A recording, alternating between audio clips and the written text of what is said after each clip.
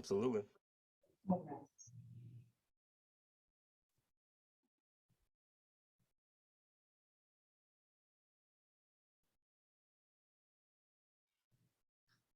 Okay, we see a couple folks are still connecting through audio.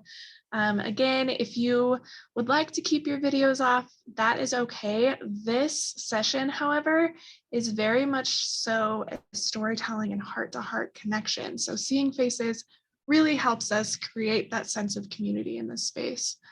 Welcome to Normalizing the Grief Experience with Reggie Hubbard. So honored to have him here.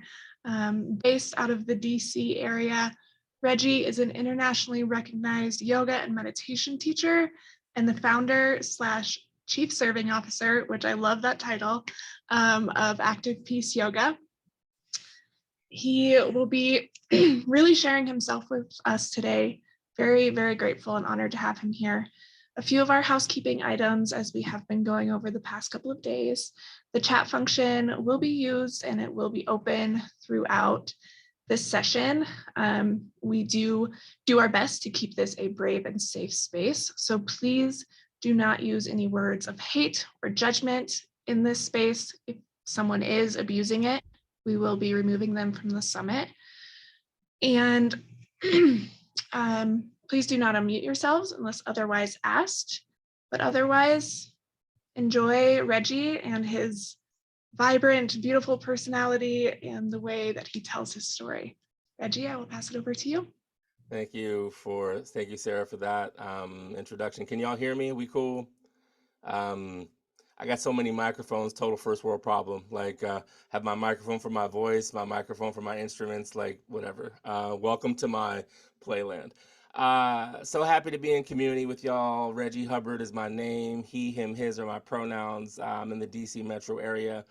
And I'm excited to be here. Yes, I said that. I'm excited to be here to talk about grief because in my experience, it has been the most transformative, beautiful experience of my life, and I mean that because I've learned through adversity to embrace the gifts that it offers.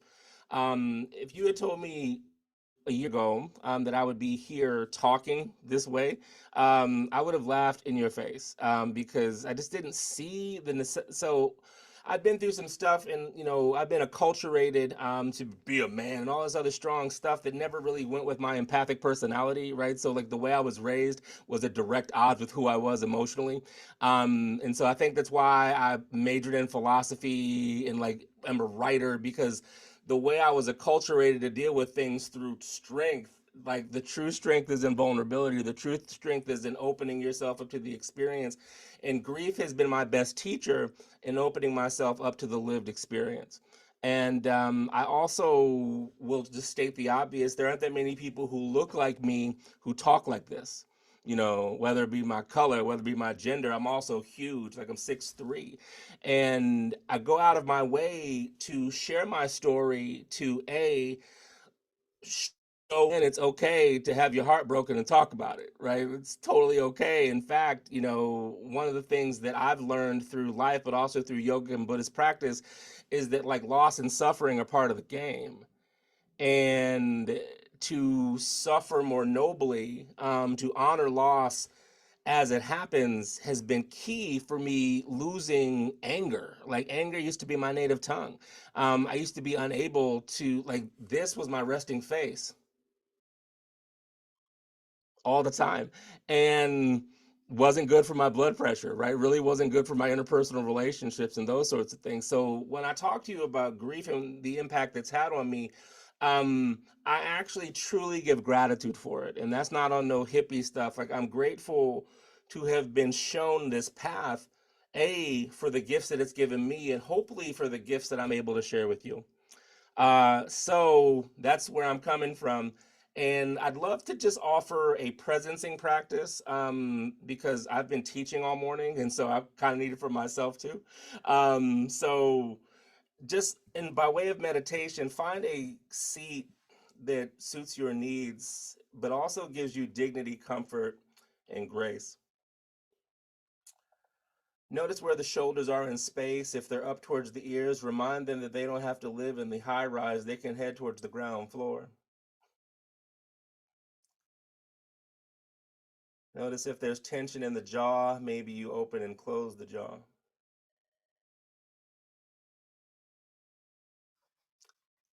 If closing the eyes is uncomfortable, at least soften them to give the eyes a bit of a break.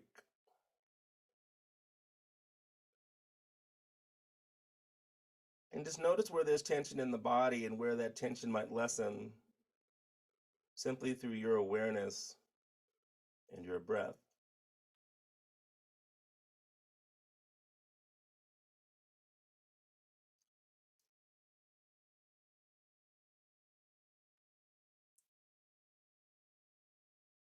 Noticing the texture of the breath, noticing the location of the breath, and just giving gratitude for the breath, for it's the thing that animates the apparatus. Without the breath, we don't exist individually.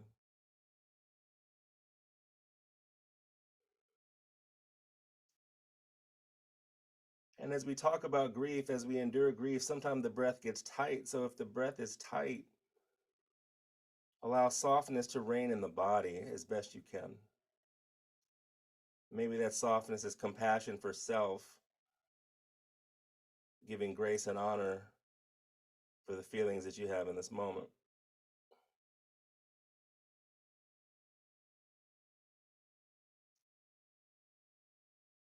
Let's offer three clearing breaths to close.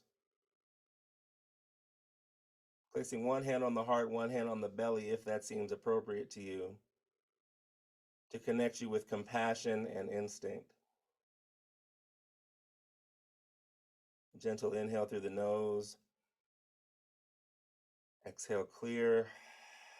One. In through the nose.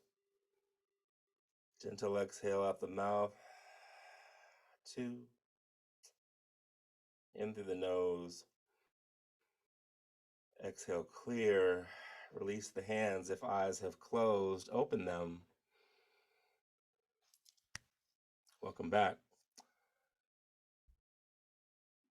How did that feel? Tell me who y'all are and where you're from. Just put it in the chat. Like, I'm an organizer by training. I don't like talking at people. I need to know who I'm talking to, baby. So just like, if you want to put yourself in the chat, just so I know where you are. Tell me how the meditation landed with you, and tell me also how the experience has been for you thus far. Thank you, Nancy.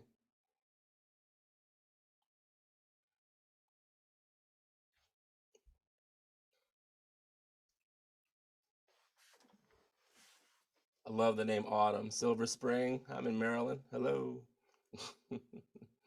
Cool. Thank you, Molly. Cool. Awesome. Right on. Awesome. Cool. Well, thank y'all for sharing. And I wanted to presence and begin with a meditation because y'all, were it not for yoga and meditation, the last year of my life would have been unbearable. A year ago, I lost my soul brother. His name was Corey. I keep Corey at my altar. Hold on. So this lovely man, it was my soul brother. He died in his sleep at 44 years young. We didn't expect it. And it happened the weekend after our grandmother turned 95. So we went from the euphoria of hooray, grandma, yeah, to Corey just being out. So if grief wasn't hard enough, like the whiplash effect of celebrating your ancestor and losing your soul brother, y'all, whew, that I felt like I was in a fist fight like for weeks. And so the crazy thing for me is that grief did not show up with tears, which is what I was surprised by. I was stricken, like I had grieflamation, like I couldn't walk. And that lasted for about 6 or 7 months. And like, you know, I've been through my fair share of stuff, and I'll talk about that in the context of my story. Um, but I expected to be bereft and crying for months. I didn't expect to be stricken and not able to walk. Right, Deborah, exactly. And so that paralysis taught me how to be kinder to myself. It taught me how to be, I couldn't rush through anything because I couldn't really walk, right? So it taught me awareness of the body and compassion towards the body. And in terms of normalizing the grief experience, like I was so wrecked that I was like, I'm an organizer by training, which is why I asked y'all to put your names in there. I, I was like, other people got to be feeling this way, man. Like I can't be the only one who is feeling like this. So, you know, I meditated one day and was like, so what do I do with this experience? Like, how can I like use this to be of service? And be careful what you ask for because the ancestors listen. They were like, Deborah, I see you. Right, right. Deborah sees me. They were like, teach? You want me to teach about grief?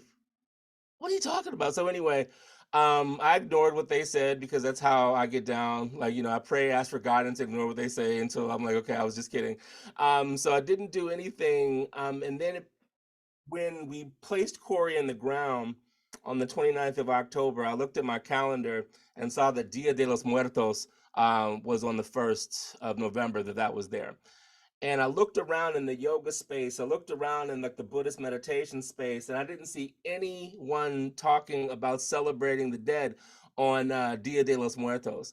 So y'all, I created the practice, right? So like every November 1st, we have a virtual sangha for Dia de los Muertos where you can dress up if you want to. You can bring pictures of your loved one, or like not even, I've expanded, it's not even about loved one. Like, what are you grieving? What do you want to celebrate, right? So to normalize the grief experience, I just created this huge sangha, and I didn't know where it was going to go. Had no idea. Y'all, 70 people showed up to this class last year, and it again, that's why I said when normalizing the grief experience. Um, I didn't expect that. One, two, the conversations were so rich, and people came from all over the world, and it just blew me away. And this is kind of how I've landed in this path, because I shudder to think that me not doing what I need to do for myself prevents people from getting the healing that they require, right? And so in this class, the two examples that bring to mind immediately are one woman, she's from Minnesota, from George Floyd's neighborhood. Like it happened like a mile and a half down the street. So she had that grief and trauma in her life. She also lost her 19-year-old black male son in an auto accident 6 months after George Floyd was murdered. So sister's been going through it. And she came to the Sangha, and she didn't know why she came, but you know, she basically was just like, I'm gonna this out, whatever. Like I heard this guy Reggie's cool, whatever. And during the Sangha, so we talked about grief, and I talked a little bit about my story. Then I incorporated like some music, so like some Maze and Frankie Beverly, because joy and pain, sunshine and rain. I encourage people to dance if they wanted to or whatever. Just, but it's also like a musical process because grief, as we know, is a somatic experience, right? Like it's not just something that you think about, like it's biochemical in the body and those sorts of things. So encouraging people to move. So if you're open, maybe you can shift some things. Um, put on the song. Sister Girl told me that the song came on. Her and her partner looked at each other, got up, and danced for the first time in a year and a half after all the stuff with like George Floyd and the loss of their son and those sorts of things. She sent me an email afterwards and was like, brother, you are my grief doula, helping me midwife something that I don't know exists, but thank you for holding the space. And I don't really make a lot of rules and stuff because again, I'm an organizer. I just want people to be in the messiness of our conversation with love and respect. But the one rule I had was like, listen, whatever you put in the Sangha is ours. You can't take it back. That's the only rule I got. Like if you're gonna put it in the circle, it becomes a community experience. And so that's what I want our expression of grief to be, is a community experience. And she told me she was pissed at that at first. She was like, I don't know this guy. How's he gonna be telling me what to do, all this other stuff? But then she took me at my word and thanked me for that, because she said what she placed in the Sangha was what she was holding on to in the loss of her son, and she could now celebrate her son's life as opposed to holding on to his loss. I didn't expect that, y'all. You know what I mean? Like I said, I just buried my cousin. So like I wasn't like, I'm gonna have this lesson plan and like have some life share. I didn't expect that. So you can imagine when I got the email, I was like, okay, right on. Super humbling, but also super enlivening, right? You know, to have normalized the experience for her to have that much of a shift in an hour. Like that's give thanks. The other thing that happened in that class, which again showed me that part of my job as a human is to talk and normalize this stuff, almost with a bit of defiance, right? You know, so I'll tell you a little bit more about my defiant streak in a moment. But a young woman who was the youngest in her family, she lost her mother when she was young. Excuse me, and because she's the youngest, she didn't really have autonomy of her thoughts. So the prevailing narrative in the family was that mom abandoned us. We hate her. Like, oh, whew. Right. So, like, she said that the class and the flow and the connection with community allowed her to see that her mother did not abandon her. Her mother had a drug overdose because she cared too much and had a broken heart. And that shift in saying mom hated us to mom died of a broken heart allowed her to mourn her mother and see her mother in her humanity, which allowed her to begin to grieve her mother as a human who loves too much but had unrequited love, as opposed to hating this woman who abandoned me, right? So those are the two emails that stick out top of mind. So you can imagine that I received that like in the midst of my grief. I'm like, okay, so elders, thank you for telling me what to do, even though I was totally hating and like not listening to y'all at first. But that got me thinking in terms of just like, I'm gonna do this often in my practice. You know what I mean? Like this is going to be one of the things that I incorporate into my teaching practice, because people don't even have to you don't have to like you don't have to share, but me sharing in this body with this voice at this time is powerful, and I know that. And I don't know that from an egotistical sense. I just know that like the way that our master culture talks about grief, which is that we don't, the way that men deal with grief, which is that we don't know how. It's not that we don't, it's that we don't know how, and people don't create conditions for us to understand how. People demonize men typically for not having feelings. When we have them, we just don't know how to express them, right? So like all of these things like went off in my head after this class and was like, okay, brother, so you've got a big enough heart to hold your sorrow and the sorrow of like 100 other people. And in that sorrow, you can tell your stories and help them not feel alone. And in that connection and community connection, you give them the sense that they're not alone, which is part of the problem with the way we deal with grief in the first place. So all of those things happened to me a year ago. And it has just been the gift that keeps on giving. Like um, the death of my cousin brought so many other, it also brought me healing, because being that open with others forced me to be open with myself. And so y'all know how grief is, man. So not only was I mourning my cousin, I was mourning the job I got fired from 20 years ago. Like I was mourning this breakup from college that was my, you know, all this stuff that I'd never dealt with. Like Corey's death was just like, yo, can we talk about this? What about this? What about this? And luckily, like I said, me opening up to other people showed me that I had the strength to deal with this stuff now. It showed me that, okay, brother, like if you can hold space for 70 people to talk about grief, you can honestly reckon with like the fact that you got fired via text message and still ain't over that shit. You know, like you can do so. It forced me compassionately, just like I call, yeah. So grief is like my grief kind of reminds me of like my grandma. You know what I mean? Like loves you, will keep you honest though. Right? You know, it's like, baby, like do this or else, right? You know, like it's like, why didn't you listen to me? So that's how my experience with grief has been. It's like with my grandmother, just like if I follow it, pain and all, it will be worth it for me. Again, understanding that my experience is totally different than others. Like I totally understand that. Um, but it gave me Corey's death and that grief experience not only gave me the gift to talk about it, but it gave me the gift to be honest with myself. And that freedom, that liberation has allowed me to be more present with exactly, Deborah, right? So not only meaning, I found me, right? And I found the me that I can share with other people to help them find what they need, right? So I'll pause there. If y'all have any reflections or comments, I'm all about that. So if you have any questions for me, go for it. Otherwise, I'll read some of my social media posts that I wrote while mourning my cousin.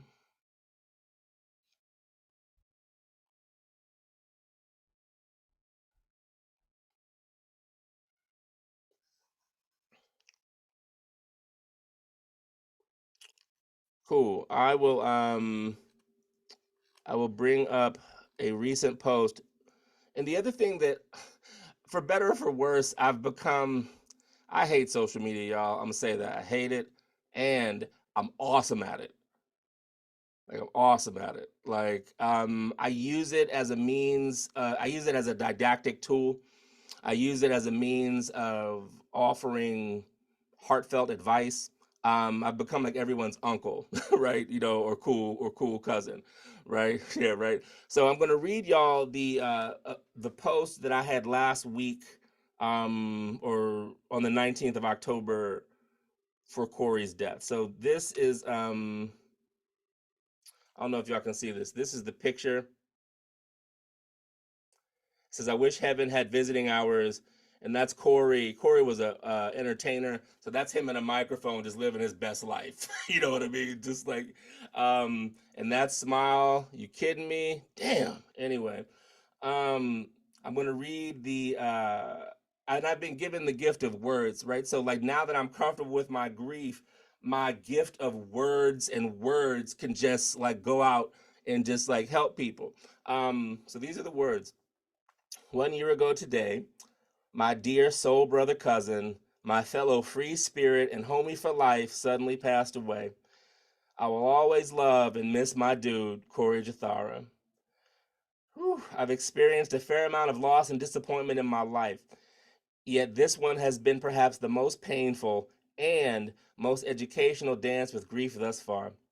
It has made me more present. It has made me more vulnerable as a teacher. It has made me a bit more introverted, more focused on nurturing my own deep healing and energetic stewardship, and shown me the power in holding honest conversations from the heart about grief and loss. Corey's death allowed me to reimagine my relationship with grief, openly expressing it to normalize an inevitable part of our lived experience. As my grandmother once told me, baby, if you live long enough, you're going to lose something to someone. This has made me a more compassionate human and more determined to radiate love, healing, greatness, and authenticity in service to helping us all navigate this thing called life more skillfully and peacefully. And it awakened my rebellious spirit to compassionately smash unhelpful norms around grief and loss.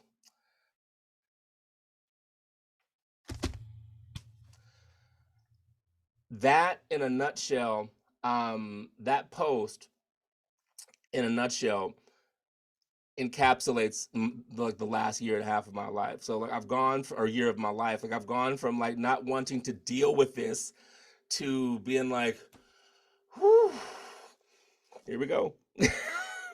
And The response on that post, again, it was just from the heart, and I don't really like if I get one like, cool. If I get 1,000, I mean, look at this face. 1,000, awesome. One, all right. The response was so that it kind of blew me away, right? Like, and because I've been honestly reckoning with this loss for a year, I'm about as cool with it as I can be right now. You know what I mean? It always sucks. It just sucks with humor now, right? It's like a lighter suck, like as opposed to like the soul sucking last year. Every day I wake up, I feel like I've been in a fight, can't sleep, like can't walk, kind of thing. So that the response of people, they were like, "Oh my God, it'll be okay," and I'm actually, like I said, I'm as cool as I can be, but it showed me again that especially for those who are of heart and able to just talking about it, putting it out there. Like, I'm sure many responses were what people needed to say for themselves, but they said it to me. And so for me as like a healer, teacher, I hate that word, whatever, as someone who seeks to liberate the suffering of all beings, right? So I accept that. Like a year ago, I would have been like, but I'm fine though. Like I don't need, like I don't need like no, no, no. Like don't show me compassion. I'm cool, right? Instead, and rather than even trying to deflect it, I accept it because I understand that my expression creates conditions for them to want to express. And if they want to express, then we're demystifying the culture of grief. I don't have to be like, but I'm fine though. You don't need to say anything to me. I'm actually cool. Like I'm hating on their experience. That's been hard for me. Right? Right. Like yeah, exactly.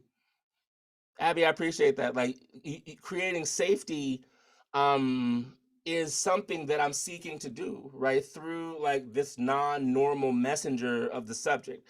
And the other thing that Corey's death has given me is like I said, y'all, this fearlessness, man. Fearlessness. Right? Like someone I was at this they're lucky that I grew up in the church, practice yoga and meditation. Because someone's like, "Oh, you're still talking about that?" First of all, old me would have been like, "Motherfucker, like for real," you know what I mean? Like old me, like pre-yoga, like there'd have been like some situations. But like new me was just like, "Yeah, my cousin's still dead." And it still sucks. And I do hope that you never are in this experience because you clearly don't have the capacity to deal with it, right? like, like yeah, but what am I supposed to say, right? Like, oh yes, I'm sorry, I'm sorry, I'm still upset that I lost my homie. I'll be upset about this till I ain't here no more, man. Like he was my dude for his life. Like I'm 48, 44. Like I knew him his whole life. Yeah, and they were like, yeah, he's still dead, and I still hate it. Because like I said, like this like for me, I want to smash those norms. Like first of all, who raised you? How you gonna say that to somebody? You're still talking about that? What? For real? But like I said, I'm glad that I was able to channel directness as opposed to just being like, taking off my earrings, putting some Vaseline on my face and get ready to hit somebody. um right, right, right. So, a couple of other things I'll share too with respect to my grief journey is that it hasn't always been this elegant. And here's what I mean by that. Um, 10 years ago, I had, for those of you who grew up in church, think of the Old Testament Job experience. Like everything went wrong, everything. I had a house fire that was my damn fault. In the end of my graduate school time when I was living in a foreign country. So I was homeless in a foreign country at the end of my graduate school career, and it's my fault. Yikes. My grandfather died 2 weeks after that.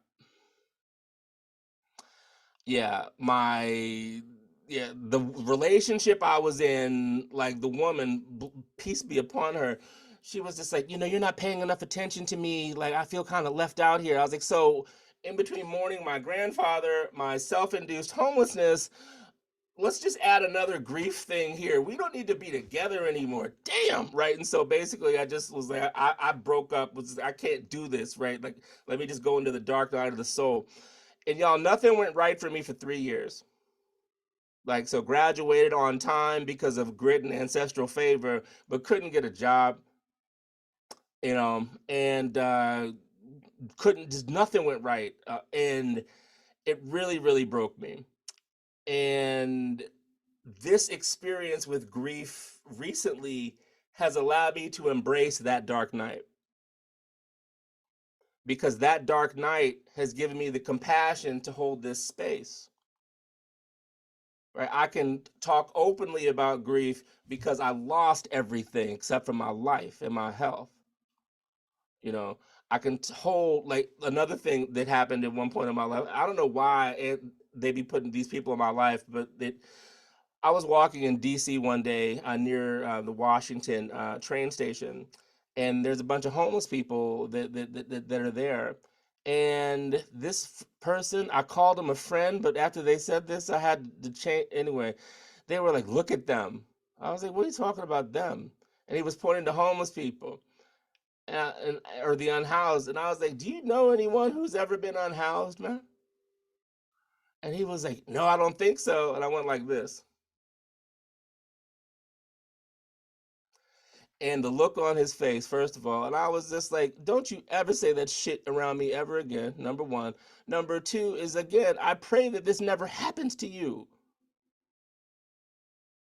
You don't know, like, be grateful for your blessings as opposed to scorning someone who's on hard times. You kidding me? But my grief experience and reckoning with my homeless experience allowed me to stand up to that person and stand up for that individual. So all of that brokenness has given me tremendous compassion, um, that I'm grateful for. Again, I never thought I would be saying this stuff. I never thought I'd be like talking so candidly about my story. Never thought that. But I understand now that I kind of have to. Like, I have to. This isn't necessarily for everyone, but I have to, because the way that the stories come out, the way that I can talk about it from an open heart, the way, like one of y'all said, the honesty. Yeah, honest. Especially now after the pandemic, y'all, we're all grieving something. And again, our society is like rushing us back into like a sense of normalcy that never worked in the first place. So y'all have my word, like those with me now and those who watch us on recording.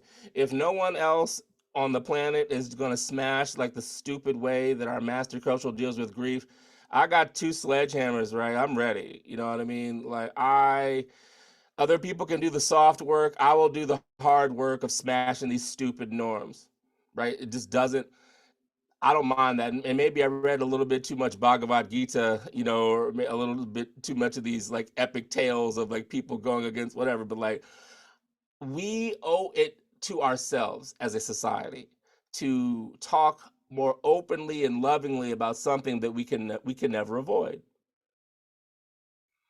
Grief is an inescapable part of the human experience. And as I individually have leaned into that commonality, it's allowed me to connect better with people. It's allowed me to connect better with myself. It's allowed me to be open, but also, like I said, when talking about Corey's death, I'm a bit more introverted by necessity, right? Like, there's a part of me that has to heal more, like deeper. But I talk about that too, right? And so just being open, honest, almost to the point of like, why am I saying, yeah, right? Like that has been the biggest, richest gift I've ever received, right? So stepping into the I'm gonna press send, right? Like so, or I'm gonna like that discomfort of talking so openly and honestly. To I think Abby said it is just like that sharing of my story gives someone safety, and we can only grieve and heal properly when we're safe, or then we feel safe, and that happens episodically, like that happens moment to moment. Lord knows that like this path I'm telling you about in 20 minutes sure as hell was not linear. It was like this, right? um but that journey um has given me great stories. It's given me humility, and it's given me a connection to the loving heart that holds all sorrow and joy. um Pause. Any other thoughts or questions? Reggie, you've had a few come up in the chat, if you don't mind me reading them. Yeah, go for it, please. I missed them. Can you define what a sangha is? I think some folks Mhm. are curious what exactly you held on Dia de los Muertos. Yep. So Sangha is a Buddhist term or yogic term, essentially sacred group, right? So inviting people to come together with purpose, right?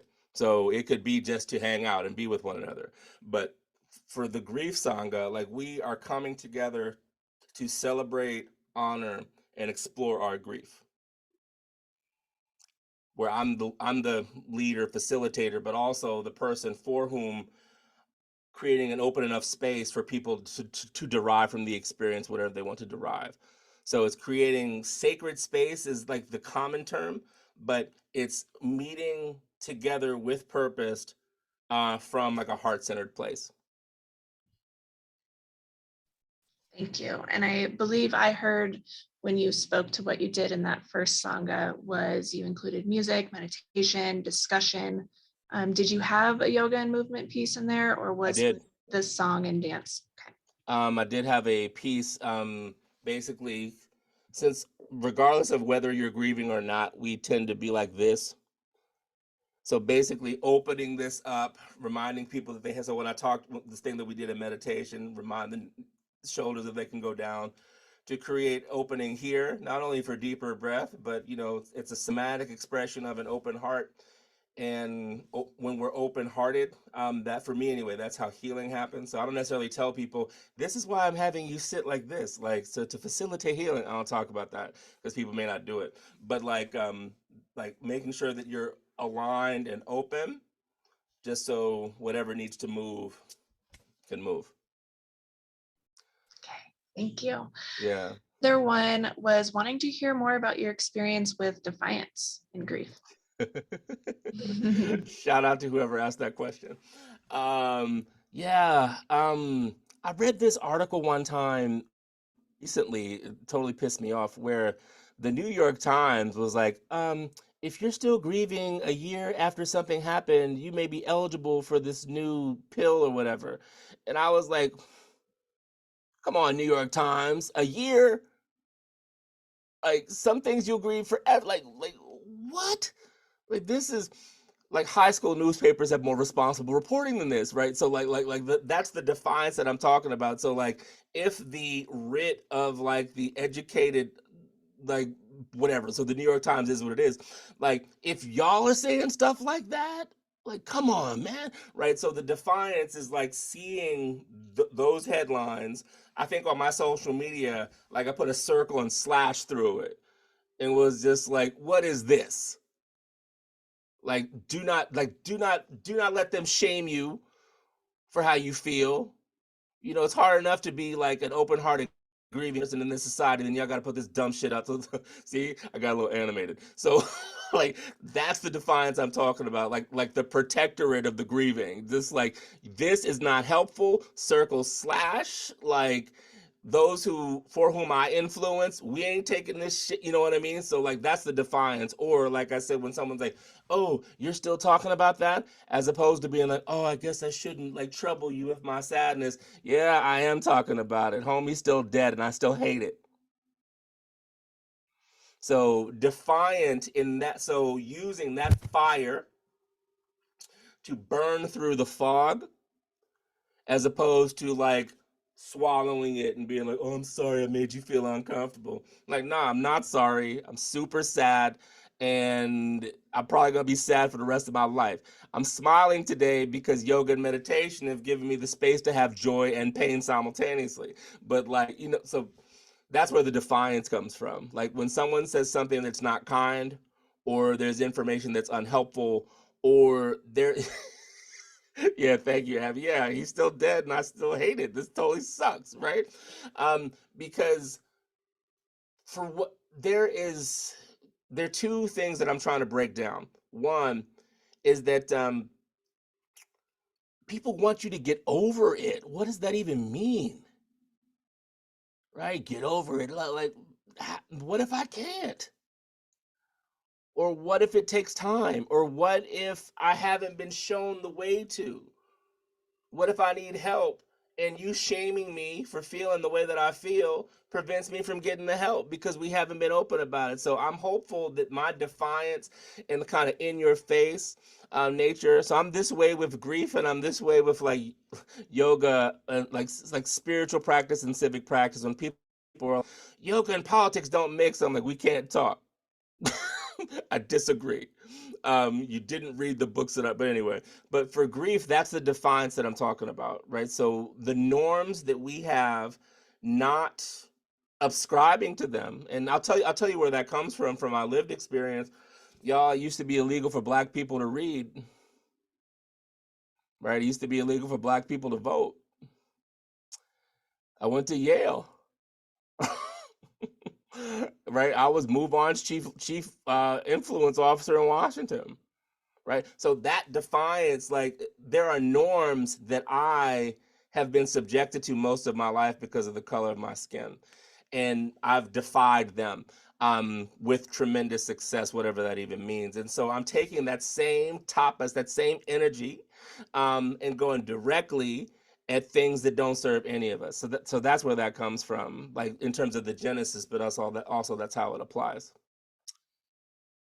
Molly, do you ever feel do you ever feel resentful about these dumb responses? How do you deal with it? Um, this is again, it has awakened my compassion practice, right? Again, like I didn't share this in this story, but like in other I'm the most unlikely yoga teacher and yoga and Buddhist practitioner you've ever met. And I didn't start till I was 40, really. I'm 48, so I'm just quote unquote new to it. Didn't really see a place for myself in it. But and if you had told me 10 years ago, yeah, Reggie, you're gonna be like wearing prayer beads, whatever. But this stuff works. So when someone asks me, "Oh, you're still talking about that," my compassion is just like, what is going on in your life that you A, feel empowered to say that dumb shit, and B, think it's okay to not care about someone who's hurting? Peace be upon you for what you carry to try and put that on me. So resentful-ish, but like the resentment for me is just, and I talk about it this way. So I have Southern roots, and so I'm sure y'all have heard like the phrase "bless your heart." And it's not necessarily a kind thing to say, right? So it has become "bless your heart" where I actually mean it. Like, please bless your cold heart that you can't be open to the sorrow that I feel because you can't deal with it, right? So like that's where the resentment and compassion, like that's where it comes together. Does that make sense? Cool. It look that doesn't just magically fall out of a tree. right? Right, like it's something that you kind of like, oh, you just, okay, you just said, okay, you just said that, right on. Okay, so it has taken me a while to go from to But that's the process. Right. Any other questions? And thank y'all for who've talked about your losses. I hold your losses in my heart. Thank you for sharing them. I am of the opinion that like if a loss is shared either face to face or like in the chat, it is to be honored. So deep honor for your sharing of your loss, because that's what we're here to do is talk, not only talk about, but work together in holding space for this. Any other questions or comments? Yeah, I'll put these on. There we go. Oh, so that's what the intake form is for, right? Just kidding. Yeah, absolutely. Thank you, Beth. Any other thought? Because if we don't have any other questions, I'm going to do for y'all what I do for many people, and that's play. Right? So we've been in workshops all week. We've been talking about heavy stuff. Allow me to lighten your load with beautiful sounds and cool microphones. Y'all cool with that? Right on. Abby, you're welcome. And okay. So as we end our time together, unless anyone has anything else burning, absolutely. Align the body in a posture that gives you space, grace, and dignity. Revisit the shoulders, revisit the neck, revisit the body, and find some level of sway just to keep things moving.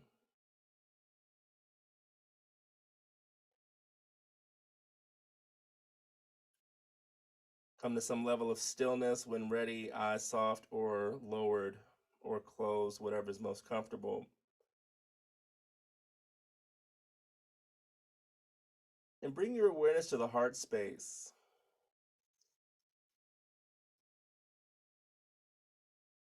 Recognize the heart is the center of this work, it is the center of this movement, it is the center of this community. So let's take 4 breaths into fortifying the heart. Then I will play for you. Inhale through the nose. Exhale, release. Inhale.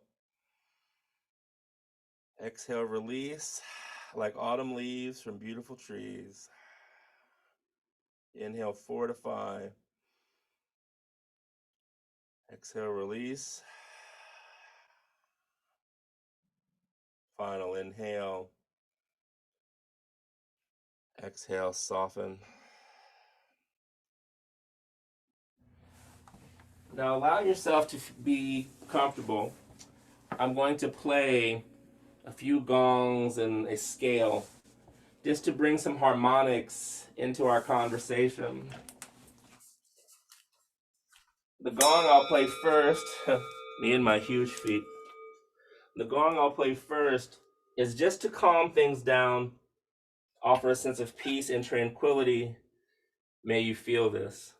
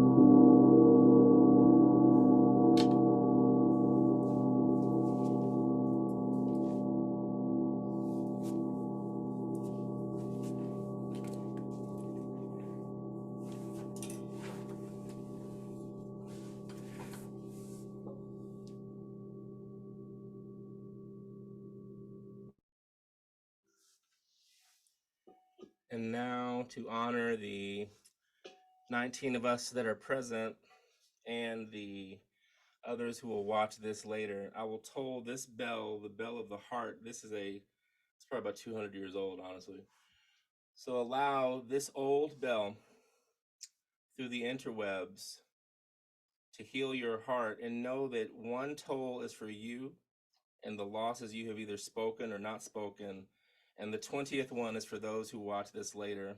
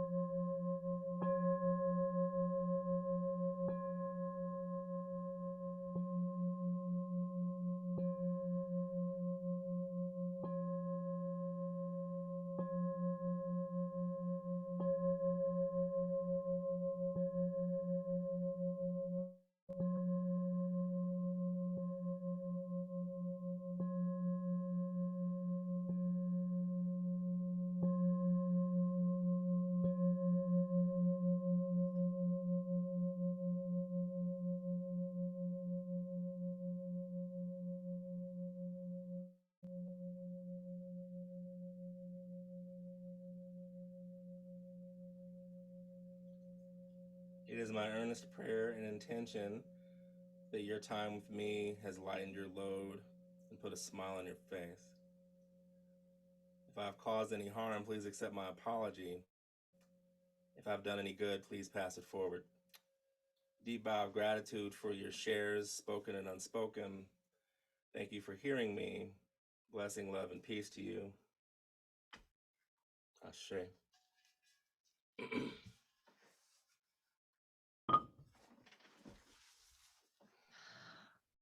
Reggie, thank you. Thank you so very much. And wow, Absolutely. the power of those gongs. Ah, I got chills. I got emotional. Thank you. Absolutely. I do want to take a moment. I believe I heard in your sharing that October 29th was the day that you laid your brother to rest. So Oh shit, is that today? it is. So I would love to just honor him and you.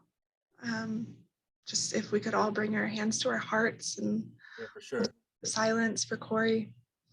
Thank you.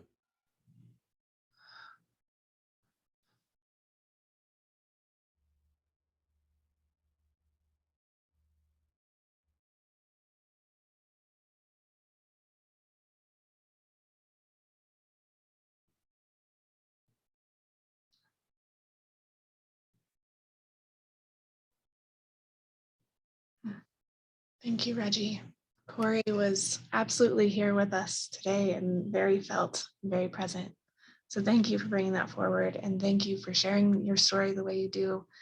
I know I will be walking alongside you with those sledgehammers, ready to tear shit down.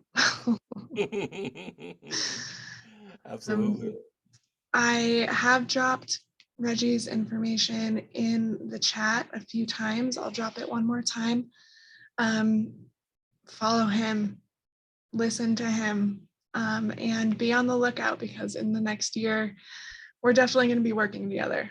We're going to be doing something together. So I'm very grateful that he has come into my life personally, and to be able to share him with all of you has just been a huge gift. So thank you, Reggie, for being here. Absolutely. Coming back together at 12:30 for a workshop on how art can help us heal. Joy has requested that we bring some paper, something to draw or color with. That can be a pen, a pencil, colored pencils, whatever works for you. And if you can, a piece of tape. I believe some of it will be done with our eyes closed. So we'll see. But I hope you all enjoy your lunch, get outside, get some water, get some nourishment, move your bodies, and be gentle with yourselves. All right. Thank Love you. and gratitude. Thanks, Reggie.